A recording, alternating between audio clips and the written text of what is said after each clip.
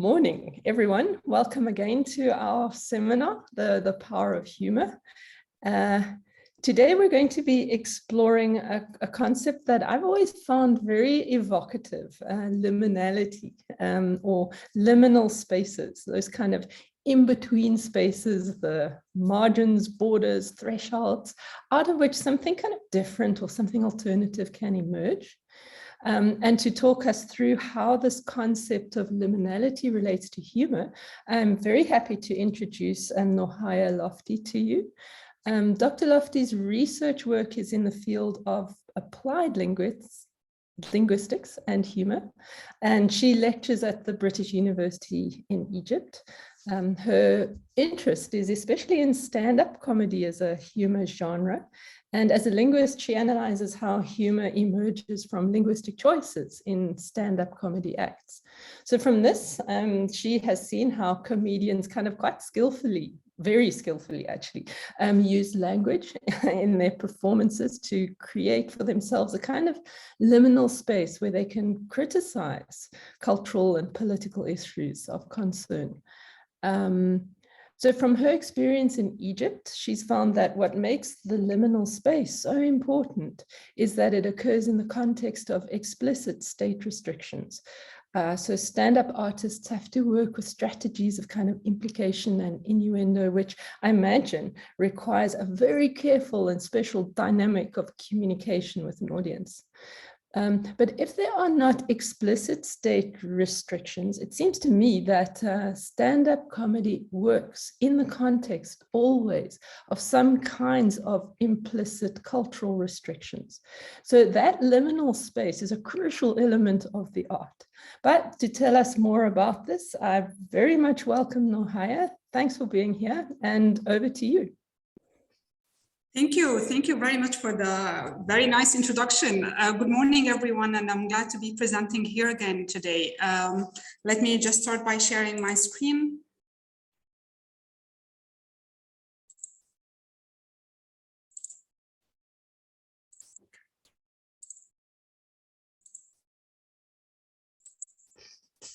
Okay, the paper I'm presenting today was actually the result of a postdoctoral program funded by Volkswagen, and the whole project was concerned with liminal spaces as sites of socio-cultural transformation and knowledge production in the Arab world. And as Professor Hurst say, working on stand-up comedy in Egypt for my PhD actually encouraged me to take this project a step further to look at how comedians define themselves stand-up comedy as an art, and to discuss various topics, whether socio-cultural or political, freely, regardless of any imposed restrictions, whether this was explicit or implicit. To start right away, the aim of my paper was to analyze selected videos of live stand-up acts to examine how Egyptian comedians create a temporary community during the live performance and how they reflect their perspectives through their acts. I was particularly interested in the themes discussed by stand-up comedians in their live performances, how the comedians' perspectives offer a narrative alternative to mainstream discourse, and the techniques used by the comedians to defy possible imposed restrictions on their stand-up material. To do this, let me first give you a very brief introduction or a very brief kind of context of the stand-up comedy scene in Egypt. Since the flourish of stand-up comedy in Egypt in the late 2009, there were actually no restrictions on what comedians would present in their acts. However, since mid-2013, that was after the 2011 revolution, theaters started to set their own regulations as to what should be said and what shouldn't. At that time, theater administrations believed that the country's conditions do not require much criticism. Some of these restrictions included preventing comedians from speaking about the three taboos, sex, religion, and politics, and even asking the comedians to submit their stand-up scripts sometime before the show. In this sense, I view stand-up comedy as an application of Victor Turner's concept of liminality, where both the comedian and the audience share a temporary space of the theater and time of the live performance. And this is very much actually associated to the idea of knowledge production, because knowledge is associated with expertise and skills of an individual or an entire society, in addition to the history that is created by human and is definitely subject to change. So knowledge production, or rather I would say reproduction, as I will explain later, is not restricted to mainstream channels or state news channels. It's rather with whoever assumes a level of authority, even if this authority is temporary, as in the case of stand-up comedy. To do this, I selected a total of 10 videos of 5 comedians from the left to right. These comedians are Habiba Ashraf, Gihad Atif, Taha Dessouki, Ali Andil, and Mina Risha. This is in addition to semi-structured interviews with the comedians. I've done that on Skype because this was conducted during the Corona times. And I was very much interested in discussing concepts related to the theater, how the comedians define stand-up comedy and their reactions towards the restrictions that are imposed on the art. This is in addition to how they deal with the audience during the show. If someone interrupts the show or comments on something they say on stage, and immediately after the show, when they go on to talk to them right after the show, as I said. For the analytical framework, I had 2 approaches. The first of them was thematic analysis, whose purpose is to closely examine the themes comedians cover in their stand-up acts and whether it actually changed across time or not, because out of the 10 videos, I have 1 that was performed before the restrictions were kind of imposed and the rest were after that. And the reason for the thematic analysis is to attempt to investigate how comedians make use of the performance's time and place, as I said, the liminal atmosphere or the liminal case of the live performance to express their personal perspectives that act as an alternative source of knowledge. The second approach was Van Dijk's macro level analysis, and this was concerned with 2 important factors: looking at the surrounding context in which the performance takes place and how the comedians either adapt to or resist the context, this context and conditions. And to do so, a number of tools were used. I examined the socio-cultural and political context during which the live performance takes place.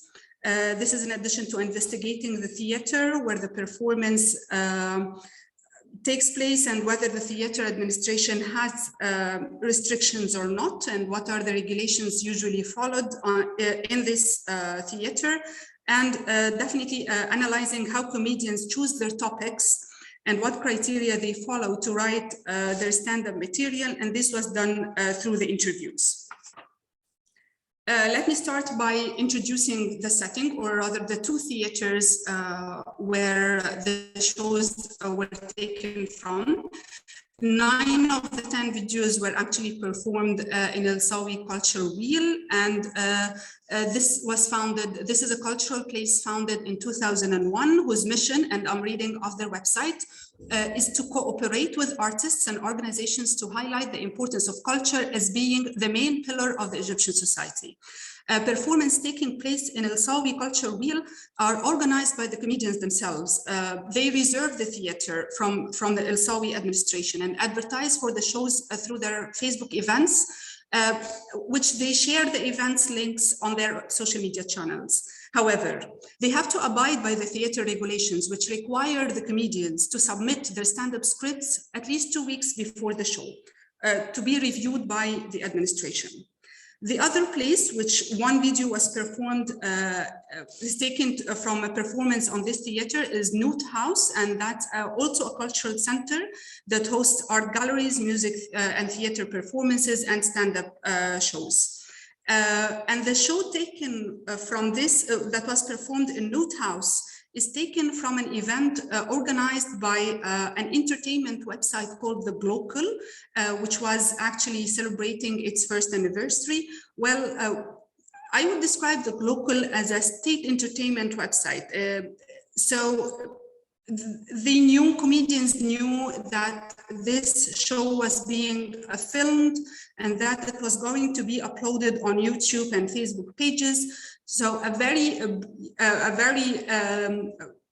initial observation on the shows that this show in particular did not have any political themes discussed. We'll get back to this point later today. In relation to thematic analysis, it's found that female stand-up comedians in Egypt seem to prefer discussing sociocultural issues to taboo topics, which were found to be discussed by male comedians in the selected data. Neither of the two videos of female comedians, either Habiba Ashraf or Jihad Atif, examined tackled taboo issues. However, we find that Jihad, for example, in her video used inappropriate language, and she found her way to do this without being, I would say, without being prevented by the theater or without having the mic cut off during speaking. And we will have a look at an excerpt from this video in a couple of minutes. On the other hand, male comedians are found to be more daring either in their choice of topics or in using inappropriate language in some instances. So political topics, for example, were discussed by Taha Dessouky in one of the videos that was performed in 2013, where he completely, the whole segment is politics oriented, and he discusses how the government and state media underestimate the citizens' intelligence in their news coverage. As I told you, this video in particular, there were this show was not put under the restrictions yet. That was in early 2013, and there were no clear or officially stated restrictions on the comedians. Here he was discussing how the police broke up demonstrations using live ammunitions. And later on, official state reports actually denied using live ammunitions. Another example was by Mina Risha, where he comments on how difficult it has become to make Egyptians laugh since they, the comedians, are not allowed to talk about the three taboos: sex, religion, and politics. A third example was by Ali Andil, and this is an example where the comedians implicitly comment on political and cultural issues, where he criticizes TV children shows and again state news coverage, and how the news coverage were in the 80s and 90s were focusing more on unimportant event rather than covering major accidents, for example. The question remains, though, what are the criteria comedians depend on while selecting themes for this show? And the interviews with the comedian showed that the first criterion they follow is for the theme to be of personal concern to them, because they believe if we don't have a sort of a first-hand experience or a very individual concern about the topic, we will not be authentic on stage and we will not be believed by the audience. The second and third criteria comedians consider is definitely the nature of the place, whether they have restrictions or not. This is in addition to the audience. For example, now we have places that host +18 shows where there are no restrictions whatsoever. This is why comedians consider both the audience and the place at the same time while thinking other themes. Accordingly, it can be summarized so far that comedians take into consideration possible restrictions imposed on their shows. But what is more important is that most of the themes tackled in the selected videos are loaded with the comedian's personal views and introduced to the audience in a humorous way. And these personal views are actually done on two intertwined levels. On the linguistic level, this is done by using the first person pronoun and ideational verbs like believe, I think, see, as well as opinion verbs. Comedians will go to say, I disagree, or I agree, I love and hate, and so on. Another thing is the ideologically approach or the ideological level, and this is related to the angle the comedians choose to discuss the theme of interest to them. It can thus be argued that comedians during the time of their live performances could be a source of knowledge, I would say reproduction at this point. And I use the term reproduction here to highlight the idea that although comedians might seem to only express their perspectives, they are actually in fact aiming that their shows would encourage the audience to rethink or to reevaluate the quality of knowledge through mainstream discourse. In other words, They reintroduce knowledge that may counter discourse dictated by official media channels through expressing their personal perspectives that is based either on their close observations and readings of the surroundings or their first-hand experience with issues they talk about. In the coming section, we'll discuss examples of how comedians cover taboo topics and use inappropriate language despite the restrictions. And 4 of 10 videos of the 10 selected videos are found to discuss taboo topics, whether these are sex, religion, or politics, and whether implicitly or explicitly. The first of these examples is taken from a show by Taha Dasuki, and this is the show, the example I introduced earlier. This is where Dasuki is explicitly questioning the validity of the Ministry of Interior Affairs media report on breaking up the demonstrations. The sarcastic tone here reflects his perspective of how invalid the ministry's official report is, especially that it contradicts with other non-official news coverage, because the official report said that the ministry doesn't have live ammunitions, while non-official news coverage or independent news coverage said that one of the protesters has actually died. Dasuki starts his segment by saying, what does this mean? What does it mean to say that the Ministry of Interior Affairs does not have live ammunitions? Because he said, if we believe such assumption, it means that the ministry has bead guns, toy guns that would result in nothing but red cheeks. And this is where humor comes from. Another example was that of Andil. And here, this show is actually fully uploaded on his YouTube channel. And interestingly enough, on the trailer of the video on YouTube, Andil adds a caption at the beginning of the show that reads, in short, my childhood is just like my country, something bright in the middle of all shitty conditions. And throughout the show, he's narrating stories of his childhood, that was during the 1980s and 1990s, and in between he criticizes children TV shows, news coverage, where this excerpt is taken from, and he talks about the idea that all of the news coverage during the 1980s and 90s were focusing on covering unimportant events like the president launched something, mourns the death of someone, receives a call, negotiates, and he goes on exaggerating that we reach the point that we cover news like president eats. Then he comments on the idea saying, and on the side, there is a news about a ferry that sank with over 400 people dying that no one talks about. And this is how he comments on the quality of the news coverage during that period in the 80s and 90s. The last example that's related to taboo topics is actually what summarizes the comedy scene in Egypt, and that was of Mina Risha. And it was only 43 seconds, a video of 43 seconds, where he summarizes the situation of non-official censorship imposed by the theater administration. Here, most probably this joke routine, this very short joke routine is not scripted, because otherwise it would have been crossed out by the theater administration. And this is why it's very short, it's done very quickly so that he wouldn't again suffer from the mic being turned off on him while he is on stage. Let me show you the video very quickly to give you a gist. Okay.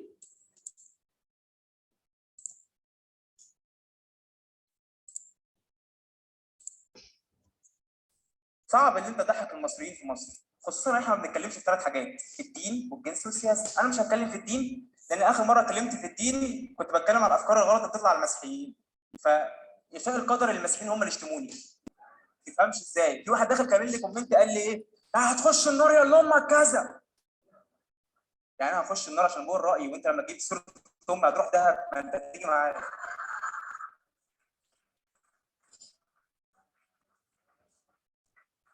مش هتكلم في الجنس طبعا لان انا عندي 26 سنه ولسه فيرجن، ومش عارف دي حاجه تضحك ولا تعيط.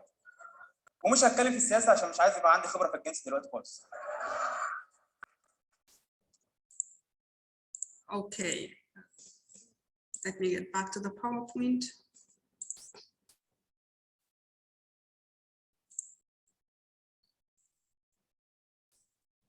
I hope you're seeing my screen now. Do you?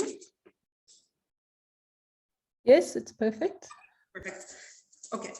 The last two examples are related to how comedians deal with their need to use inappropriate language while on stage, and they are not allowed to do so. And both Gihad Atif and Ali Andil, in their material, they had to use swear words, and they were bluntly told by the administration of the theater that they are not allowed to do so. And instead of saying the whole word, they only say part of it.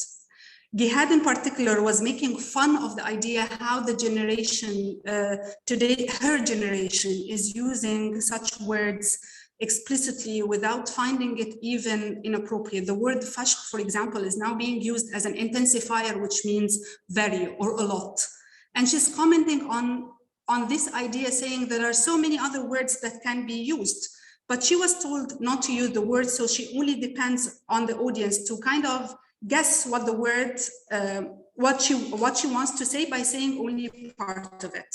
The other example was that of Andil, where he actually was commenting on how some people in Egypt are inconsiderate to other people's needs and thoughts while celebrating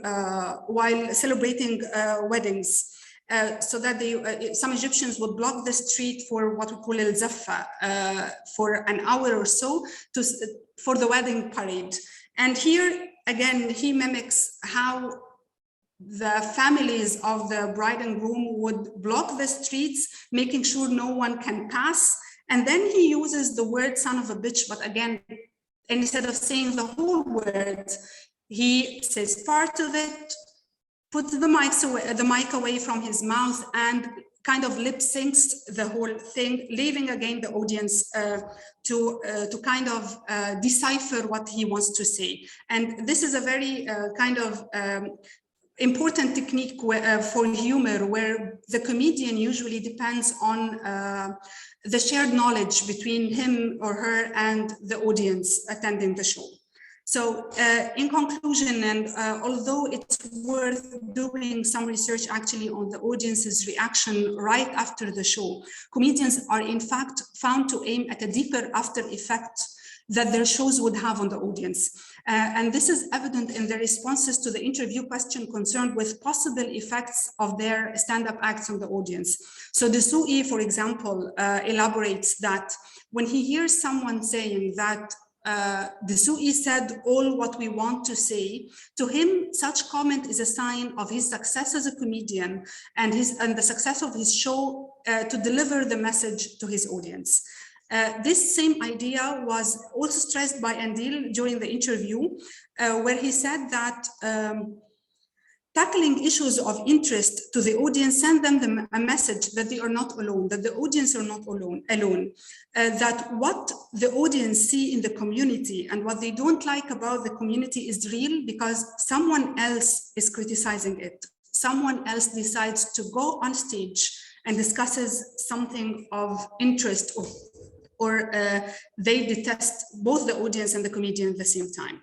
So stand-up performance thus employ the live situation in the idea of being present in the moment of the here and now, where comedians communicate their views to the audience through their stand-up material, thus offering an alternative, as I said, alternative source of knowledge to their spectator. And this way, comedians manage to involve their audience in the present moment of the live performance, hoping that their stand-up material would have an influence on their audience to at least through laughter.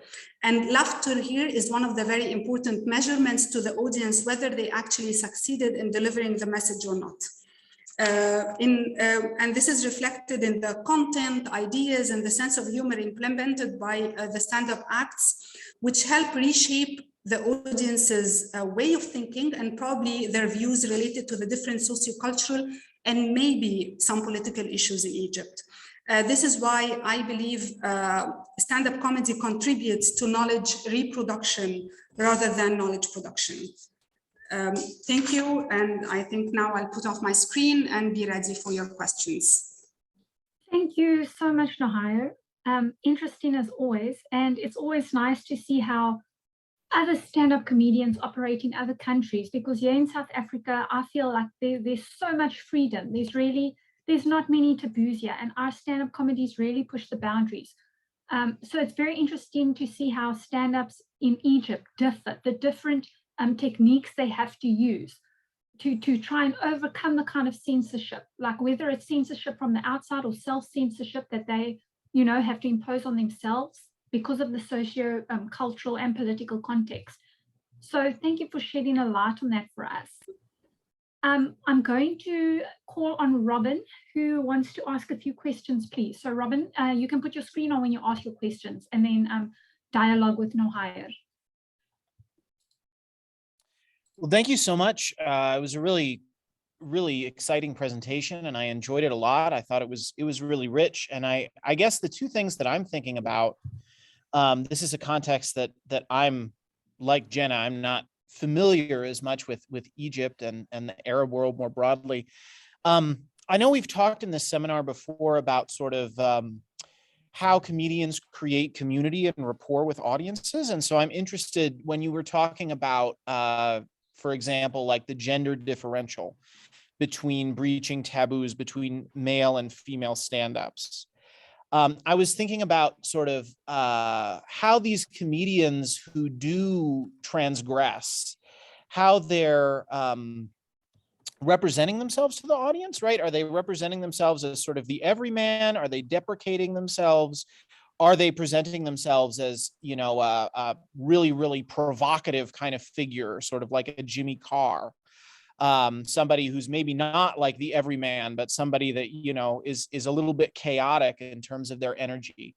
Because I'm interested in how that sort of intersects with creating like this liminal space that you're talking about.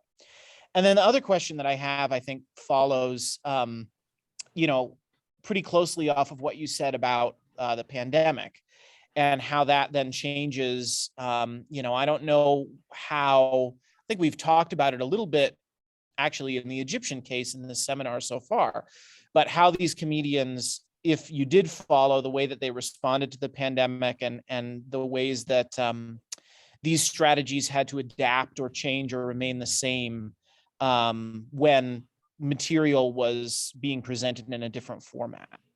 Okay, concerning your first question, let me make sure I understand your question correctly, Robin. You mean that how they introduce themselves while on stage when it comes to cover taboo topics? Yeah, so there are some stand-up comedians who are, have a reputation for being very aggressive, very outrageous, right? And they sort of come out on stage even before they've sort of, said things that are taboo, but they create that energy, where there are other comedians who, present themselves in a very sort of self-deprecating or kind of deliberately awkward way, and that's their strategy for sort of getting audience buy-in and rapport. Well, so I cannot actually generalize my observations, because it actually differs from one comedian to another, and it actually differs from one performance to another of the same comedian, whether they sometimes comedians are very angry about a certain topic, and this tone of anger is expressed on stage. And in other cases, and this tone of anger was very clear when discussing political issues, especially that we were witnesses of certain events ourselves, and seeing how official media covers a certain incident and what we actually see or what we actually hear from other non-official news channels was shocking to most of us, and it provoked anger amongst the comedians, and that was very clear on stage. Some other times they would go on and express their opinions, not in a replicating way, I would say in a neutral way. They don't take sides, they rather express their own opinions. The second question concerning the pandemic, well, during the pandemic, we didn't have live shows. We were in total lockdown.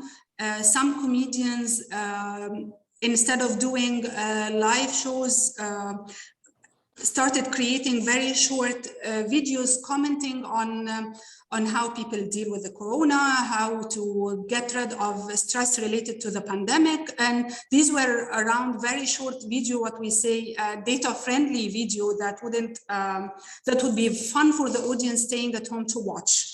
So we didn't have a lot of live news during the pandemic because we were in a total lockdown.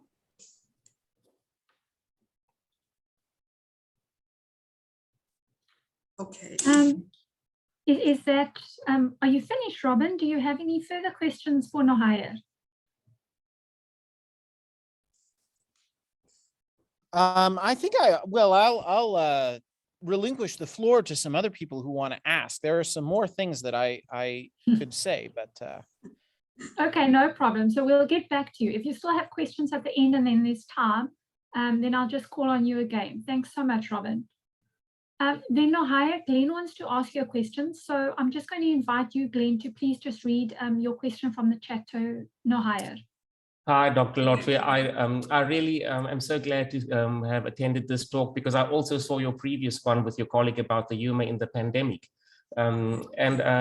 What I was struck by in your presentation today was how the comedians are using silence and deliberate pauses to either let the audience fill in the blank, or I'm wondering if they are also using silence perhaps as a deliberate shock factor in their performance, by themselves just sort of showing, I'm not able to speak about this because I'm being censored, and the audience receives that as, but we still get what you're trying to say. Have you come across this in your studies and your analysis of the different artists? I've looked at pauses in another paper as actually a technique, as you said, to kind of give people a chance to grasp what he wants to say, or it's a technique that comedians use right before the punchline. And it's very interesting because in the video we saw today, pauses are actually very important, because I'm not allowed to talk about sex, and we as audience expect that we're not going to talk about it, and then boom, he goes with the punchline. So yes, I didn't look at it in details, but yes, it's a technique that's widely used by comedians here, because one of the punishments that they are said to face during the show, that they might, while they are on stage, if they say something that they're not allowed to, the administration will put off the mic. So they're just kind of used silence as a technique to tell the administration that we're not saying anything, and here we go, say the punchline goes right straight to the audience. And I'm really interested in this idea then about the switching off of the mic. Have artists encountered that? Have you seen it happening? Is it something common? In one of the shows, yes, and it was very frustrating to everyone, because I remember that day I was one of the audience, and the comedian was told not to say a certain thing, and that was a main part of his material, and he went on and say it, and all of a sudden they put the mic off. That was very annoying to everyone, the comedian and the audience at the same time. Yes, they do it. They still do. Thank you so much. It's very fascinating. Thank you. Thanks so much, Glenn. Nohayer, I'm going to go to May, and then after May, I'm going to hand over to Andrea, who has a question as well. And then I see Robin has another question. So okay. I'm going to let May go first. Hello, hello everyone. I'm very happy to be here today, and I enjoyed your presentation a lot, dear Nohayer. I just want to say something about what you said about the shared knowledge that the stand-up comedian usually shares with the audience. One of the interesting things that I noticed from your presentation is that we also share the knowledge that we are, or the comedian is not allowed to speak about the 3 taboos, and we expect him or we expect her to challenge that. So we are waiting for this challenge to appear in order to laugh. So we are kind of like accustomed to this. We are waiting for the point when he or she just challenges this in order to laugh. And I think this is what makes us like burst into laughter, this expectation of how strong he or she is going to challenge the authority or the rules. I totally agree. And we even take it a step further, that sometimes the comedian does not mean to talk about a taboo, and we kind of, the audience kind of reinterpret the joke in a way that was not meant by the comedian in the first place. They get behind what's verbally said, what's explicitly said, and they laugh at the implication the joke might have. And if you attend a lot of shows, you kind of see how the audience are being actually smart, as you said, are waiting for the idea of breaking the norm or defying the restrictions. I totally agree with you, May. Definitely, thank you. Thanks very much, May. I'm going to push Gary in front of Andrea, because Andrea and myself always get to speak a lot at these seminars. So I'm going to hand over to Gary to ask his question, then I'll come back to you, Andrea. Okay. Hi, Nohayer. I just wanted to check with you. I spend a lot of time in the Middle East, and I was interested to what extent stand-up comedy of this nature that you were showing is popular in Egypt. Is it a thing that happens? It's getting very popular lately, to the extent that a show might be sold out in a couple of hours, and we had to get tickets for people who want to attend the show while standing. So it's now getting very popular, especially from the, I would say, Generation Z, where they got introduced to the scene. A lot had access to other comedians worldwide. So now it's being very well known and very popular among people. Thank you. Thank you. Thanks very much, Gary. Okay, so you've basically, Andrea had a few questions, but you've answering other people's questions, you've actually answered her question. So I'm going to skip over her. Yeah, we've got brilliant questions today. So you're really answering just every thought we have in our minds. So I'm going to head over back to Robin, who had quite a few questions that he posted in chat. Robin, if you can just read them out, or if you want to elaborate on them, go ahead. Yeah, so I had two questions that I was thinking about. So one question is how the liability works if a comedian really does transgress those boundaries and their mic is cut off. I'm curious about what the consequences are for the venue versus the comedian themselves, and then also just how severe those penalties are, right? Are we talking about fines? Are we talking about jail time? Are we talking about, banning orders preventing you from, having a public audience for a period of time? That was the first thought that I had. And then the second thought that I had, and this is connecting to your last answer, how are people, I think that this, because of the nature of the way that this study is structured, you're dealing with, it sounds like, very established comedians with very strong, audiences already. And I'm curious, in an atmosphere that's not, where the audience expects taboo, but doesn't necessarily, it isn't something that's easily done. And it sounds like these comedians have a certain amount of, they have more poetic license because they do have a lot of fans. And so I'm interested, how does someone become a big stand-up comedian in Egypt, especially in an atmosphere where probably if you're like a smaller fish and you're just showing up to like an open mic or something, you probably don't have the same leeway to play with those expectations as much, or do you? So I'm curious about then, like, people who don't necessarily have experience playing with taboos when they're coming up, maybe doing it once they have a more established audience, potentially. Concerning your question about liability, liminality, sorry. Well, the theater usually has many kind of rules. The first thing, that the mic will go off. If you go on and say something that's not allowed, you'll not be allowed as a comedian to perform on that theater again. Especially that they, as I said, they have to submit their script a couple of weeks before the show. So usually there is someone from the administration to make sure that what's on the written script is actually performed on stage. So this is how it goes. Sometimes comedians are not allowed to perform again on a particular theater. Now, lucky us, we have so many other venues for people to perform with no restrictions. However, fines and jail time, this happened actually a couple of times when videos went online.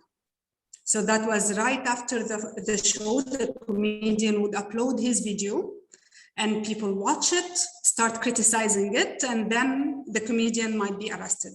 This happened a couple of times, and they got arrested until the investigations ended for a couple of days, and that's it. So they're not banned. They're just, I would say they are told not to do this again this way. Being put under the pressure of being threatened that they might be jailed for saying their opinion is only like a threat to the comedians. But now we have so many other places that don't have restrictions, and this makes them, this makes the comedian more kind of able to say what they want. Concerning whether the comedian has wide audience or not, well, we do have open mic events, and we do have a couple of entities that organize these open mic events, and people actually keep following it to see new comedians. And this is how it goes. Most of the comedians are actually friends in Egypt. So if there's a new comedian, he would take part, or she would take part in an open mic event. If he makes it, if he starts getting some audience or followers, he would join the shows of other comedians in a lineup later on until he gets known. And so far, we don't have a one comedian show except for Ali Andil. He's the one who makes monthly shows on a regular basis, and the rest are usually a group of comedians together doing a couple of shows every now and then in different places. I hope that answers your question, Robin. Thanks so much. Thanks, Robin. Nohayer, I just want to ask a question quickly. You say that stand-up comedy, it's quite new, like the success, the popularity, let me say that. The popularity of stand-up is quite new in Egypt if we compare it to like America or somewhere like that. You know, it's less established than in America, for instance. I'm wanting to know, how successful are stand-ups in Egypt in terms of financial success? Like, do they have celebrity status like people have in the US, or even like Trevor Noah had here in South Africa before he moved to the US? Is there that kind of celebrity status around stand-ups in Egypt?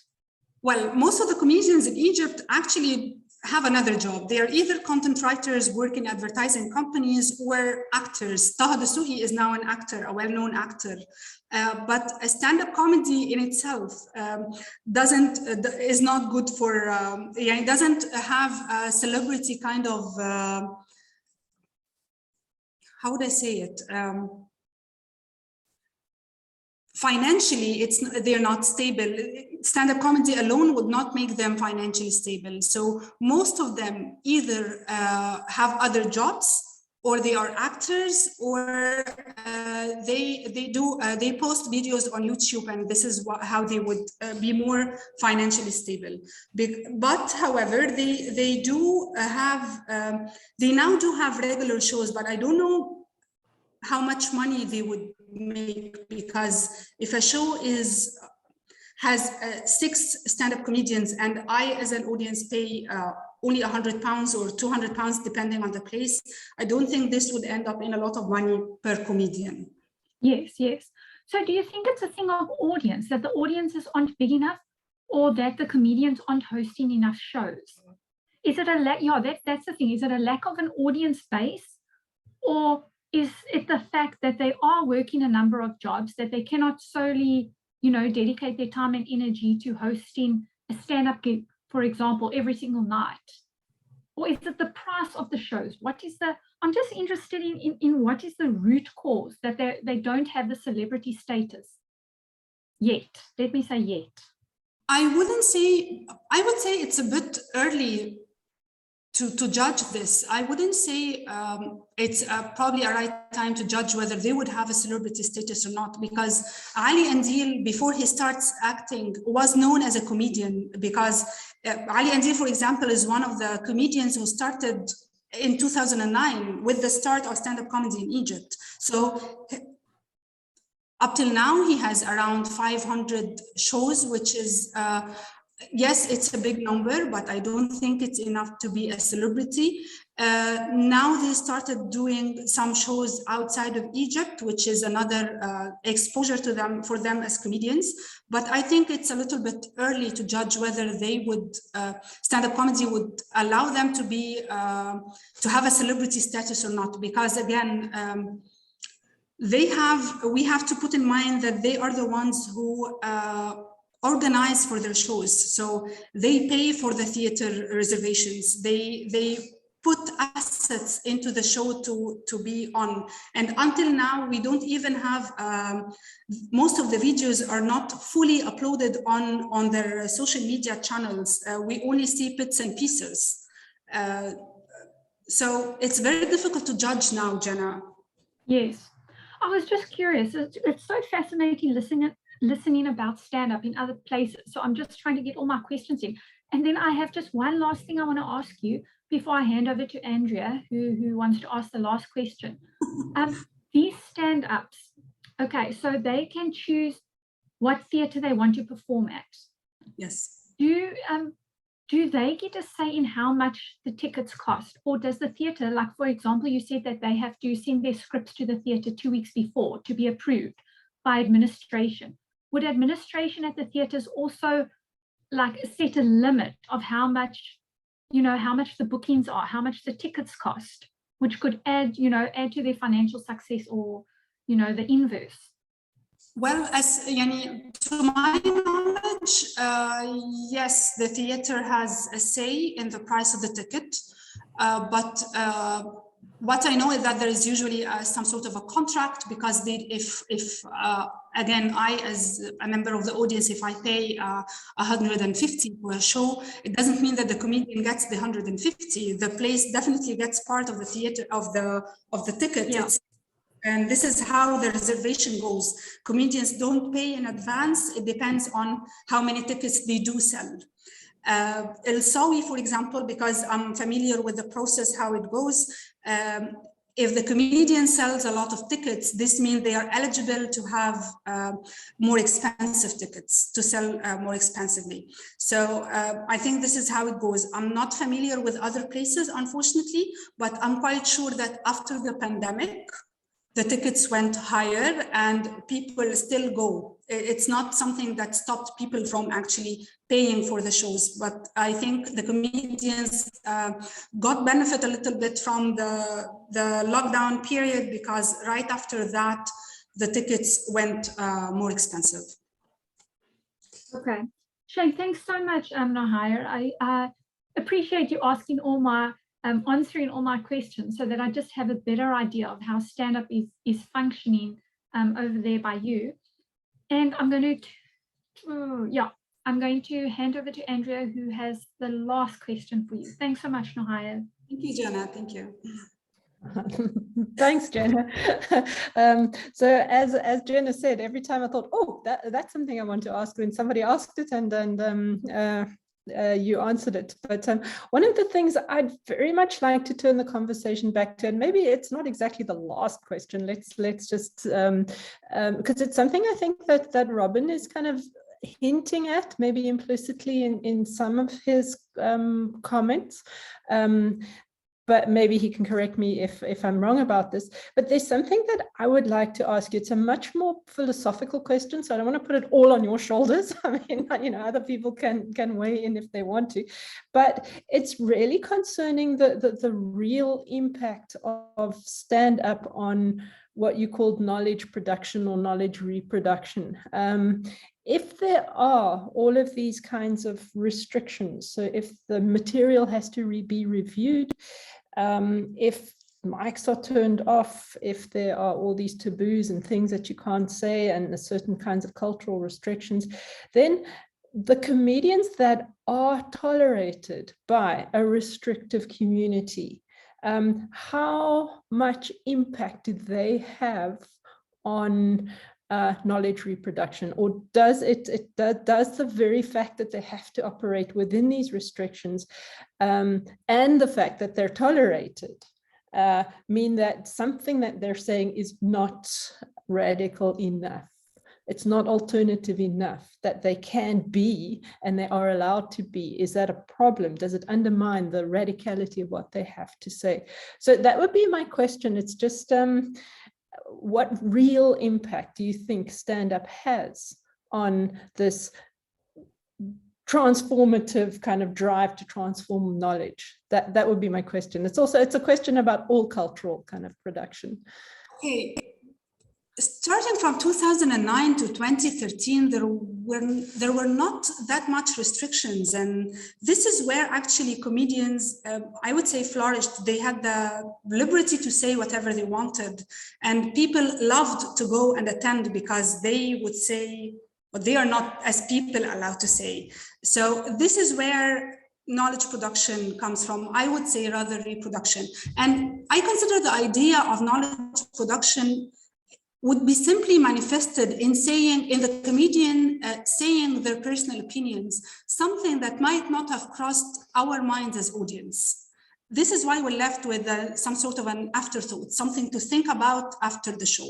It might be something as trivial as the comedian's opinion of marriage arrangements in Egypt, for example. It doesn't have to be something radical, but it's something that the society find natural. The society find it's part of our culture, and the comedian goes on stage, says, "Who said so?" It's as simple as that. I consider it as simple as that. Okay, so then in a way, the kind of restrictive atmosphere in which you do stand up doesn't have to undermine that kind of, maybe it even enhances it in some way, that there is a taboo about saying this stuff. Because as I told you, during the interviews with the comedians, their main comment was, well, I don't care what the restrictions are, because these restrictions actually helped me to find more challenging ways to say what I want without being restricted, to say what I want, to deliver my message without being punished. So they find their ways around the material, whether through implications, whether through pauses, whether through saying things implicitly, because they are quite sure that the audience would understand what they want to say at some point. Yes. Okay, great. Thanks. And then that reminded me of also something Robin said in the chat, which maybe you want to come and speak to just a bit.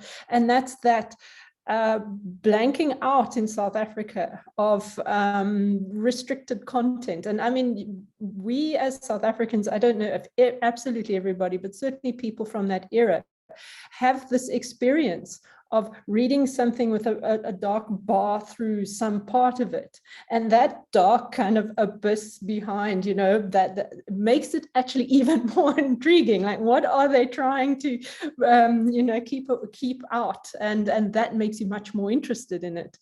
So I thought that was kind of an interesting comment. Robin, I don't know if you want to chat to that a bit.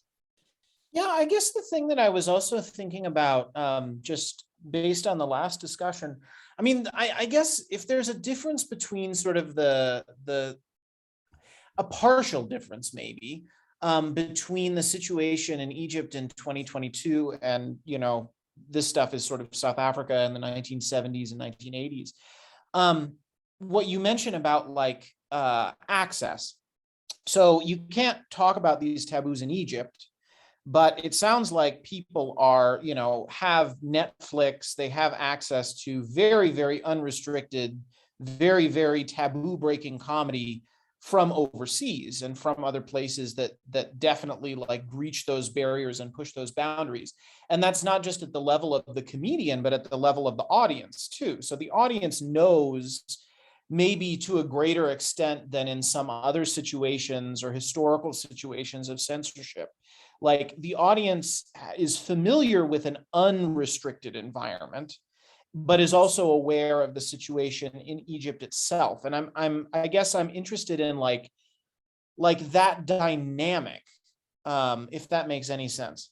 Remember that we are culturally aware of what is allowed and what's not allowed. So I might watch what's on Netflix, which is not restricted at all, but I might not accept it as an audience to hear it from an Egyptian comedian. And this is where I would say contradiction comes from.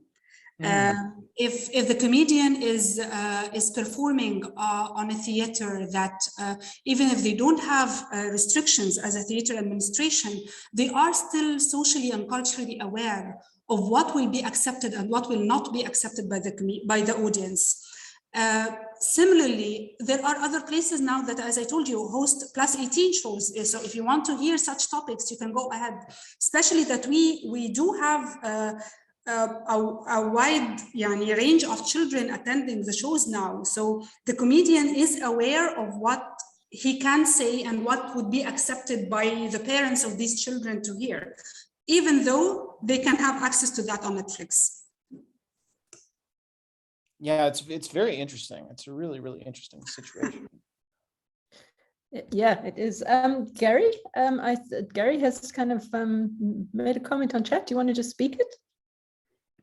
I was just saying how it's interesting how the sort of human spirit breaks through, that no matter how much you try and suppress it, that we find ways to break through humor and comedy, so that people can understand that, and the audience fills in the blanks, and the comedian speaks for the audience, and that's part of a sort of descent, and that's, I mean, it's just fascinating that and as Andrea said, we have similar experience of that in South Africa, where comedy was used that way. Trevor Noah is one of the good ones in terms of it. Yeah. So no, very interesting.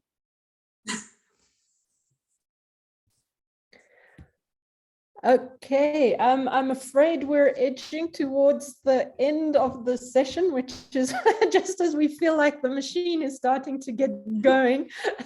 We're going to have to stop, but I just want to say thank you, Nohayer, for a fascinating presentation that generated all these kinds of different, what shall we say, threads of thinking, and that's really half, it's most of the point of these seminars, is to act as this kind of inspiring kind of sparking. And I'm saying that with a really kind of weird jump, I'm sorry, because suddenly my light switch is sparking with electricity and I'm thinking, what's going on? So obviously your dynamic energy has now excited my light switch, and I hope I'm not going to be electrocuted in here. But yes, thank you so much. It was wonderful as usual. Lovely to hear you speak. Yes, I would just like maybe to ask Jenna to also say goodbye, and then I think we must finish off for today. Thank you so much. Yes, thank you as always. We always find your speaking fascinating, and like I say, I love hearing about stand-up in different parts of the world, because it's so reflective. Like, humor scholar Lawrence E. Mintz said, we cannot find a more revealing index to society than stand-up comedy. So I always think when we have the opportunity to hear how stand-ups perform in different places, it gives us like an overarching idea of the culture and of the society and of the possibilities and of the limits of that society and culture. So I really appreciate that. We all appreciate that. So thanks so much. And we look forward to you attending our other seminars where you can be in the audience and you get to ask questions for a change. So thank you very much. Thank you so much, Jenna, for giving me the opportunity to present my paper. Thank you so much, much appreciated. Wonderful. Thanks everyone for joining, and hopefully see you next week. Okay.